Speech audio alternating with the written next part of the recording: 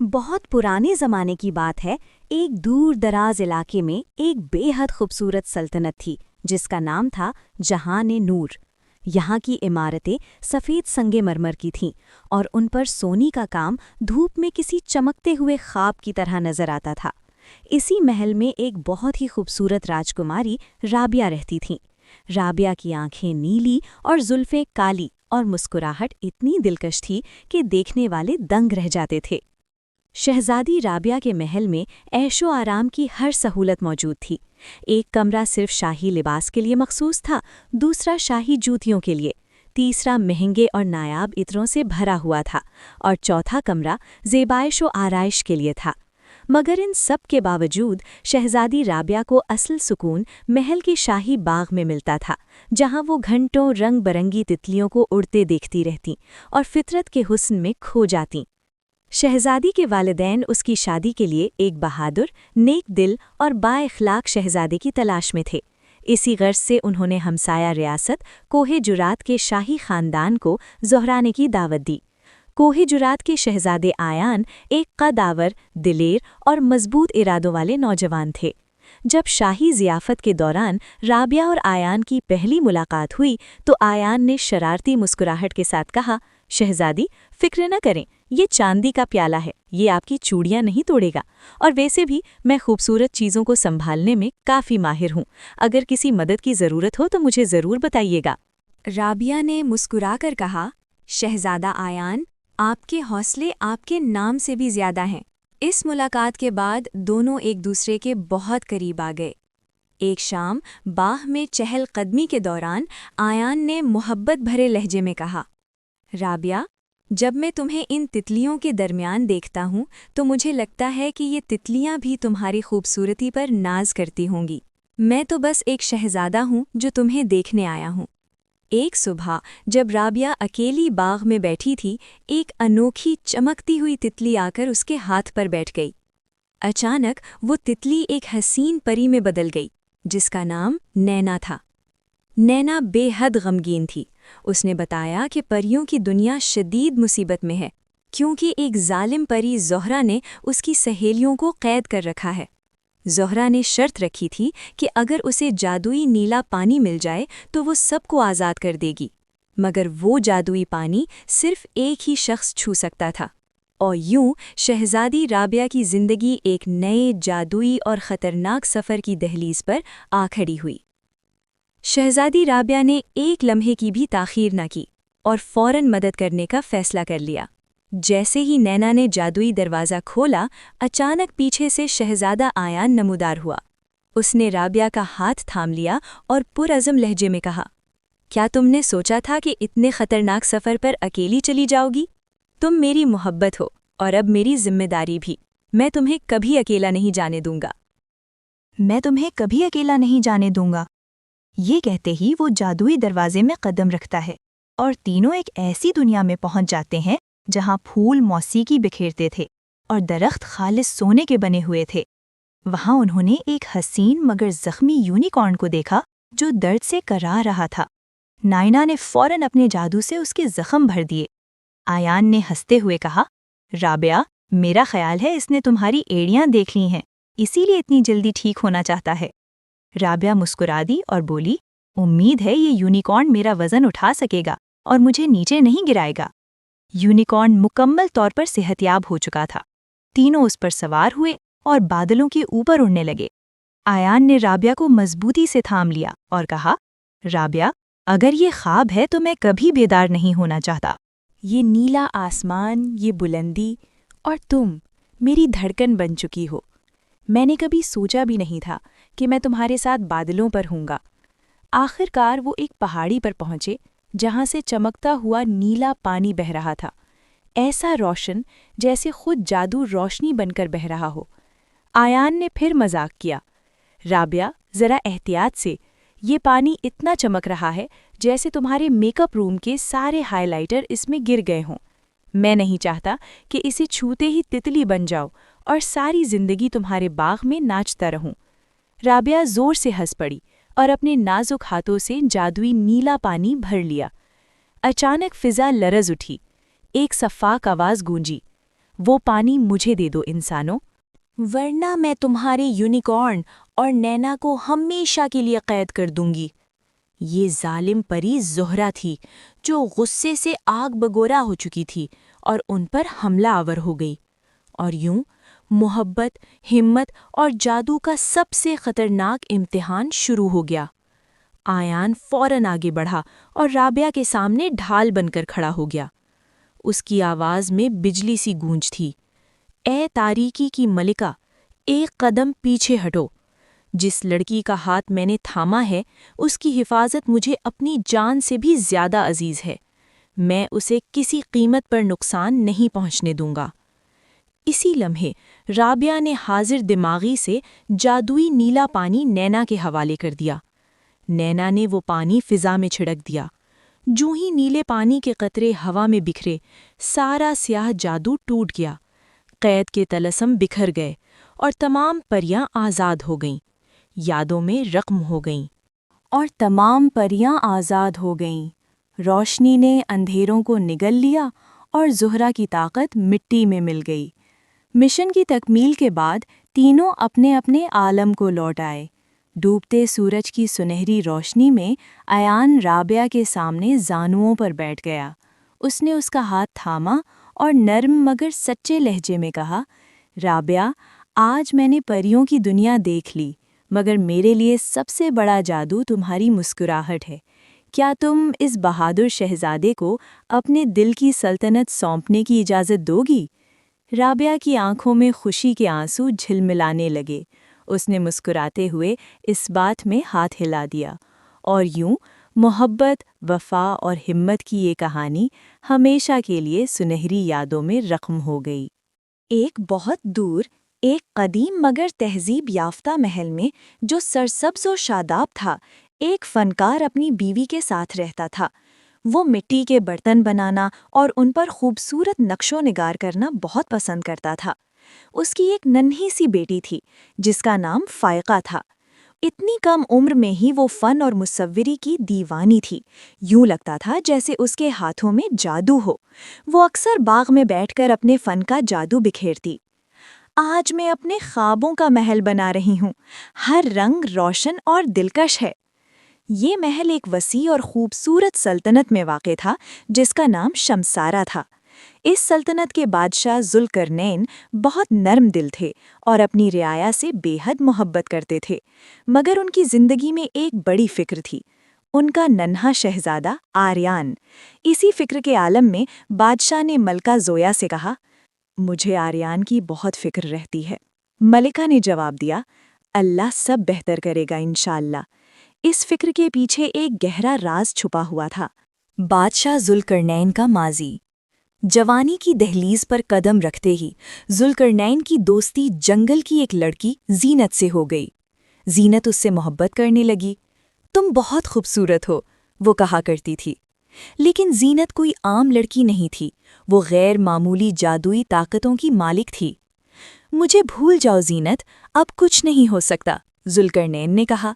مگر ذوالقرنین نے اپنے والد کی اجازت کے بغیر شادی کر لی۔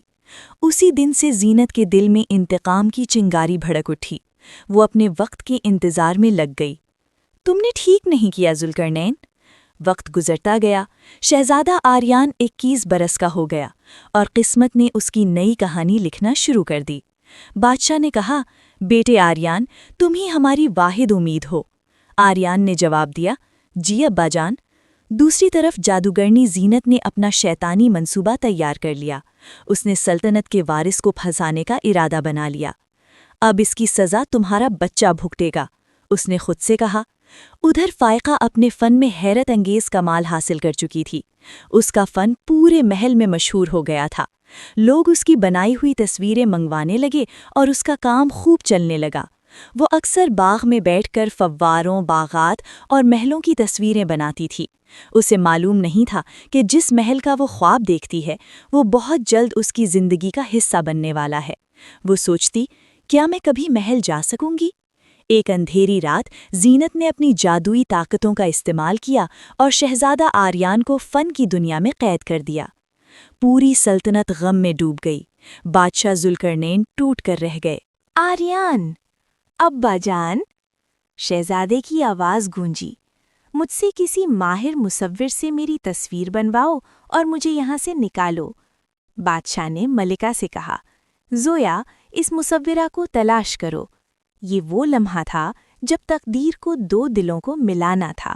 ایک رات فائقہ محل سے واپس آ رہی تھی کہ اندھیرے میں راستہ بھٹک گئی۔ وہ ایک جھونپڑی کے پاس پہنچی اور دروازہ کھٹکھٹایا۔ کوئی ہے؟ کیا اندر کوئی موجود ہے؟ ایک عورت نے دروازہ کھولا۔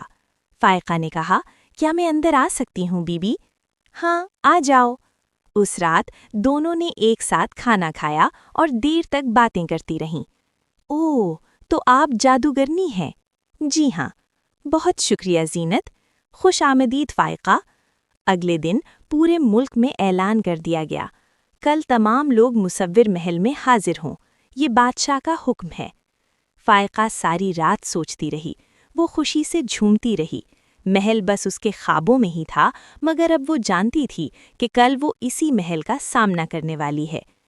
میرے خواب سچ ہو رہے ہیں، میرے دل کی خواہشیں چمک اٹھی ہیں، میرے خواب سچ ہو رہے ہیں۔ اگلے دن روانگی سے پہلے اس نے بابا سے کہا، بابا، آج میں اپنا مقصد حاصل کر لوں گی۔ وہ اپنے گھر سے محل کی طرف روانہ ہو گئی۔ اس دن فضا میں ایک عجیب سا جادو تھا۔ جب فائقہ نے پہلی بار محل میں قدم رکھا تو خوشی سے اس کا دل بھر آیا۔ ادھر زینت نے بھی اپنا بھیس بدل لیا اور اس تقریب میں شامل ہو گئی۔ تمام فنکار شہزادہ آریان کی تصویریں بنانے لگے۔ فائقہ نے دل سے دعا مانگی اور اپنا کام شروع کیا۔ جیسے ہی تصویر مکمل ہوئی، شہزادہ آریان تصویر سے باہر آ گیا۔ زینت کی آنکھیں پھٹی کی پھٹی رہ گئیں۔ اسے یاد آ گیا کہ یہی وہ لڑکی ہے جو ایک رات اس کے پاس آئی تھی۔ سپاہیوں نے زینت کو پکڑ لیا، وہ چیخنے لگی۔ سب لوگ حیران رہ گئے۔ بادشاہ نے آریان کو گلے لگا لیا اور فائقہ سے کہا، فائقہ، مجھے بتاؤ تم کیا چاہتی ہو؟ فائقہ نے کہا، میں چاہتی ہوں کہ آپ زینت کو معاف کر دیں اور اس دشمنی کا خاتمہ ہو جائے۔ زینت حیران رہ گئی۔ اتنی برائی کے سامنے فائقہ کی چھوٹی سی نیکی جیت گئی۔ مجھے معاف کر دو زینت، میں بے بس تھی۔ کوئی بات نہیں، آج کے بعد یہاں صرف امن ہوگا۔ معافی سب سے بڑی طاقت ہے۔ ہر طرف صرف محبت کا جادو تھا۔ کیا تم مجھ سے شادی کرو گی فائقہ؟ جی ہاں شہزادے۔ ویسے آپ نے بہت خوبصورت تصویر بنائی ہے بیگم۔ یوں تمام غلط فہمیاں ختم ہو گئیں، نیکی اور محبت جیت گئیں، اور یوں فن مصوری کے جادو نے سلطنت کو برباد ہونے سے بچا لیا۔ دور پہاڑوں کے درمیان سرسبز کھیتوں اور نیلی ندیوں کے بیچ ایک حسین و جمیل سلطنت آباد تھی۔ اس سلطنت کا نام روشن نگر تھا۔ روشن نگر اپنی امن، محبت اور انصاف کی وجہ سے مشہور تھا۔ اس سلطنت میں ایک شاندار محل تھا جس کی دیواریں سفید پتھروں سے بنی ہوئی تھیں۔ اس کے ستون سورج کی روشنی میں چمکتے تھے اور یوں محسوس ہوتا تھا جیسے یہ کوئی خواب ہو۔ اسی محل میں ایک نہایت خوبصورت شہزادی رہتی تھی جس کا نام نور تھا۔ شہزادی نور حسن و جمال میں بے مثال تھی، مگر اس کی اصل خوبصورتی اس کا پاکیزہ دل تھا۔ وہ غرور سے کوسوں دور تھی۔ وہ غریبوں کے گھروں میں جاتی، ان کا حال پوچھتی اور ان کی مدد کرتی تھی۔ محل کے پچھلے حصے میں ایک قدیم باغ تھا جسے جادوئی باغ کہا جاتا تھا۔ یہ باغ صدیوں پرانا تھا۔ یہاں کے پھول رات کے وقت بھی کھلتے اور چمکتے تھے۔ درخت ہوا میں دھیمی آواز میں باتیں کرتے محسوس ہوتے تھے، اور جھیل کا پانی آئینے کی طرح شفاف تھا۔ کہا جاتا تھا کہ یہ باغ صرف ان لوگوں سے بات کرتا ہے جن کے دل میں لالچ نہ ہو۔ یہ باغ شہزادی نور کو بے حد عزیز تھا۔ وہ اکثر شام کے وقت یہاں آتی تھی، جھیل کے کنارے خاموشی سے بیٹھ کر اپنی سلطنت کی سلامتی کے لیے دعا کرتی تھی۔ ایک شام آسمان پر ہلکے بادل چھائے ہوئے تھے، ہوا ٹھنڈی تھی اور پرندے اپنے گھونسلوں کی طرف لوٹ رہے تھے۔ شہزادی نور باغ میں چلتے ہوئے خوبصورت پھولوں کو دیکھ رہی تھی۔ اچانک اس کے کانوں میں ایک کمزور سی آواز پڑی، چی چی۔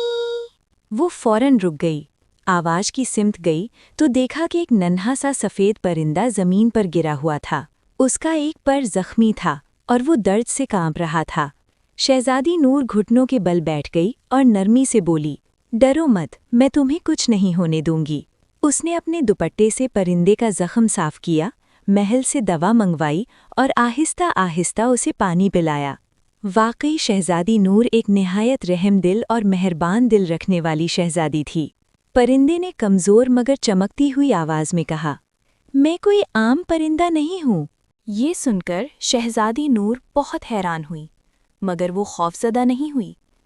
कुछ देर बाद परिंदे ने आंखें खोलीं और एक अजीब नूरानी आवाज़ में बोलने लगा, मैं इस जादुई बाग का मुहाफ़िज़ हूँ। मैं लोगों के दिलों का इम्तिहान लेता हूँ। परिंदे ने कहा, तुम्हारी मेहरबानी के बदले में मैं तुम्हें एक ख़ास तोहफ़ा देना चाहता हूँ। क्या सोना? क्या हीरे? नहीं शहज़ादी, ये तोहफ़ा नज़र आने वाला नहीं है। ये एक अनमोल नेमत है। मुश्किल वक्त में सच को पहचानने की ताकत और इंसाफ के लिए फ़ैसला करने का हौसला। अचानक एक नर्म सी रोशनी फैली और नूर ने अपने दिल में एक अजीब सा सुकून महसूस किया। अगली रात महल में हलचल मच गई। सिपाही दौड़ने लगे, दरवाजे बार बार खुलने और बंद होने लगे। महल की सबसे कीमती चीज़, शबे नूर का कीमती चिराग, चोरी हो गया था। ये चिराग सदियों पुराना था। कहा जाता था कि जब ये जलता तो सल्तनत में बरकत फैल जाती थी। वज़ीर ने कहा, अगर चिराग ना मिला तो सल्तनत पर बुरा वक्त आ जाएगा। लोग खौफज़दा थे, मगर शहज़ादी नूर पुरसुकून रही। उसने आंखें बंद कीं और अपने दिल की आवाज़ सुनी। नूर को उस परिंदे की बात याद आ गई। वो अकेली शहर की गलियों में निकली। उसने अमीरों और गरीबों दोनों से बात की। आखिरकार वो शहर से बाहर एक पुरानी झोंपड़ी तक पहुंची। झोंपड़ी में एक कमज़ोर सा आदमी बैठा था। वो रो रहा था। उसके पास वही चिराग मौजूद था। उसने कहा, मैं चोर नहीं हूँ शहज़ादी, मैं भूखा था। मेरे बच्चे बीमार थे। शहज़ादी नूर ने सख्ती के बजाय नरमी से काम लिया। उसने कहा, इंसान से गलती हो जाती है, मगर इस्लाह बहुत बड़ी चीज़ है। उसने उस आदमी को माफ़ कर दिया, उसके बच्चों का इलाज करवाया और उसे रोज़गार भी दिलवाया। चिराग को दोबारा महल में उसकी जगह पर रख दिया गया। जब उसे रोशन किया गया तो पूरा महल नूर से भर गया। लोग खुशी से रो पड़े। बादशाह ने कहा, आज मुझे अपनी बेटी पर फ़ख्र है। इसी शाम शहज़ादी नूर एक बार फिर बाग में गईं। परिंदे खुशी से चहचहा रहे थे। फूल पहले से ज़्यादा चमक रहे थे। हवा ने सरगोशी की। नेक आमाल कभी ज़ाया नहीं जाते। शहज़ादी नूर ने साबित कर दिया कि ताकत तलवार में नहीं बल्कि सच्चाई, सब्र और रहमदिली में होती है। ये कहानी हमें सिखाती है कि अगर दिल पाक हो तो हर मुश्किल आसान हो जाती है। एक खूबसूरत सल्तनत थी जिसका नाम क्रिस्टल कैपिटल था, जहां हर चीज़ आईने की तरह चमकती थी। शहज़ादा आर्यान दुनिया का सबसे हसीन नौजवान था, मगर उसके होठों पर हमेशा ज़ख्मों के निशान रहते थे। लोग कहते थे कि शहज़ादा मगरूर है, वो किसी से बात नहीं करता, यहाँ तक कि अपने बादशाह बाप से भी नहीं। मगर हकीकत कुछ और ही थी। बचपन में एक जादूगर ने उसे बद्दुआ दी थी कि अगर तुम झूठ बोलोगे तो तुम्हारे मुंह से कांटे और काले सांप निकलेंगे, और अगर सच बोलोगे तो हीरों और मोतियों की बारिश हो जाएगी। मगर सच अक्सर कड़वा होता है शहज़ादे। आर्यान ने कसम खाई कि वो कभी नहीं बोलेगा, ताकि किसी का दिल न दुखे। ज़ारा महल के बाग में काम करती थी। वो एक गरीब माली की बेटी थी, मगर उसकी मुस्कुराहट भी आईने की तरह चमकती थी। आर्यान अक्सर बाग में उदास बैठा रहता, लोगों से दूर, अपनी खामोशी के साथ। ज़ारा वाहिद लड़की थी जो आर्यान से जवाब की उम्मीद नहीं रखती थी। वो उसके पास आती और कहती, शहज़ादे, देखें ये नीला फूल खिल गया है। इससे बात करने की ज़रूरत नहीं, ये खामोशी में भी खूबसूरत है। आर्यान ज़ारा की तारीफ़ करना चाहता था, मगर उसे डर था कि अगर उसके मुंह से हीरे निकले तो ज़ारा उसे लालची समझेगी। वो बस सर हिला देता और अपनी खामोशी में कैद रहता। फिर एक शाम क्रिस्टल कैपिटल खौफनाक सायादार दरिंदा महल पर हमला आवर हुआ। ये दरिंदा झूठ और नफ़रत से बना हुआ था। बादशाह ने मुकाबला करने की कोशिश की। सिपाहियों की तलवारें उसके जिस्म से आर पार हो गईं, मगर वो दरिंदा आम हथियारों से मरने वाला ना था। बादशाह ने फिर से मुकाबला किया, मगर उस दरिंदे ने बादशाह को अपने काले साए में कैद कर लिया। आर्यान बालकनी में खड़ा ये सब कुछ देख रहा था। उसका बाप मरने के करीब था और ज़ारा बाग में फंस चुकी थी। चारों तरफ तबाही ही तबाही थी। वो दरिंदा आर्यान की तरफ बढ़ा। मौत उसके सामने खड़ी थी। आर्यान ने छलांग लगा दी। वक्त थम गया, सांसें रुक गईं। अंजाम अभी एक राज था और अचानक वो उन सब के बीच खड़ा था। वो खामोशी से ज़ारा के सामने आ खड़ा हुआ, जैसे उसे अपने पीछे छुपा लिया हो, और साबित कदमी से उसकी तरफ देखता रहा। उसके पास ना कोई हथियार था, ना कोई ताकत, बस दिल में एक खामोश अज़्म था। दरिंदा धाड़ा। आर्यान जानता था कि यहाँ सिर्फ जिस्मानी ताकत काफ़ी नहीं। वो जानता था कि इस दरिंदे को लोहे से नहीं, बल्कि सिर्फ सच से मारा जा सकता है। उसने अपनी पुरानी कसम तोड़ दी। उसने आंखें बंद कीं और अपने सीने में छुपे सारे दुख इकट्ठे किए। उसने एक गहरा सांस लिया, जैसे सदियों की खामोशी को आवाज़ देने जा रहा हो। जूं ही उसके मुंह से अल्फाज निकले, वो आम हीरे नहीं थे। उसके मुंह से रोशनी और हीरों का तूफान निकल पड़ा। इस सच की रोशनी इतनी रोशन और पाक थी कि खौफनाक सायादार दरिंदा उसकी तपिश बर्दाश्त न कर सका। जैसे ही रोशनी उससे टकराई, दरिंदा राख की तरह हवा में बिखर गया और आसमान से स्याह साए गायब हो गए। पलक झपकते ही पूरा महल चमकते हीरों और सफ़ेद मोतियों की बारिश से भर गया। बादशाह ने हैरत से एक मोती अपने हाथ में उठाया, क्योंकि आज सच ने सबकी जान बचा ली थी। ज़ारा दौड़ती हुई आई और हीरों के ढेर में पड़े आर्यान को थाम लिया, जो बेहोश ज़मीन पर गिरा हुआ था। शहज़ादा बहुत थक चुका था, मगर जब उसने आंखें खोलीं तो वो ज़ारा की तरफ मुस्कुरा रहा था। उसे एहसास हुआ कि ज़िंदगी में पहली बार उसकी पुरानी बद्दुआ आज सबके लिए नेमत बन गई थी। आर्यान ने मोहब्बत से ज़ारा की आंखों में देखा और कहा, तुम मेरी खामोशी की आवाज़ हो। और जूं ही उसने ये कहा, उसके मुंह से दिल की शक्ल का एक खूबसूरत गुलाबी हीरा निकला, जो उसने ज़ारा को दे दिया। ज़ारा की आंखों में खुशी के आंसू थे। उस दिन लोगों को ये एहसास हुआ कि सच हमेशा कड़वा नहीं होता, बल्कि सच में इतनी ताकत होती है कि वो सबसे बड़ी तारीकी को भी हमेशा के लिए मिटा सकता है। और फिर वो दोनों खुशी खुशी जिंदगी गुजारने लगे। पुराने ज़माने की बात है कि शाही महल के बाग में एक शहज़ादी रहती थी, शहज़ादी इलारा। वो महल की शानदार दीवारों और चमकती दुनिया के बीच रहती थी, मगर उसका दिल हमेशा सादगी, सच्चाई और मोहब्बत की तलाश में रहा। एक दिन बादशाह ने दूर दराज की रियासत से आने वाले मेहमानों के लिए महल में एक बड़ी तकरीब मुनक्किद की। उस तकरीब में पहली बार शहज़ादा ज़ैद तशरीफ़ लाए। वो न मगरूर थी न खुद पसंद। वो नर्म निगाहों वाला, हयादार और खामोश तबा शहज़ादा था। जब इलारा की नज़र उस पर पड़ी तो वो हैरान रह गई। ज़ैद की सबसे ख़ास बात ये थी कि हर किसी की इज्जत करता था, चाहे वो महल का कोई खादिम हो या रियासत का वज़ीर। तकरीब के बाद जब बाग में ठंडी हवा चल रही थी, शहज़ादा ज़ैद खामोशी से फूलों को देख रहा था। इलारा भी वहाँ आ गई और चंद लम्हों तक दोनों खामोश खड़े रहे। फिर ज़ैद ने कहा, शहज़ादी, कभी-कभी सब कुछ होने के बावजूद इंसान का दिल खाली ही रह जाता है। इलारा मुस्कुराई और जवाब दिया, और कभी-कभी वही जगह ऐसे शख्स से भर जाती है जिससे मिलने की हमें तवक्को भी नहीं होती। ये उन दोनों की पहली गुफ्तगू थी, मगर यूं लगता था जैसे वो सदियों से एक दूसरे को जानते हों। आने वाले दिनों में ज़ैद ने महल में ज़्यादा वक्त गुजारना शुरू कर दिया। कभी वो बाग के फूलों पर बात करता, कभी कुतुब खाने में पुरानी कहानियों पर हंसता, और कभी बारिश के दिन खिड़की के पास बैठकर मुस्तकबिल के ख्वाब बुनता। इलारा को एहसास हुआ कि वो पहली बार वाकई किसी से मोहब्बत करने लगी है, मगर असल इम्तिहान उस वक्त आया जब बादशाह ने ऐलान किया कि ज़ैद की रियासत के हालात अच्छे नहीं हैं और उसे फ़ौरन वापस जाना होगा। इलारा की आंखों में आंसू आ गए, मगर उसने ज़ैद से कुछ न कहा। ज़ैद की रवानगी से एक रात पहले वो इलारा के पसंदीदा बाग में आया। वो आहिस्ता आवाज़ में बोला, मैं ये वादा नहीं करता कि जल्द वापस आऊँगा, मगर एक वादा ज़रूर करता हूँ, जब तक मेरे दिल में सांस बाकी है तुम्हारा नाम इसमें ज़िंदा रहेगा। اس کے جواب میں ایلارا نے بس اتنا کہا، اور مجھے اس دن پر یقین ہے جب تم واپس لوٹو گے، کیونکہ سچی محبت کبھی کھو نہیں جاتی، وہ صرف انتظار کرتی ہے۔ مہینے گزر گئے، پھر سال بیت گئے۔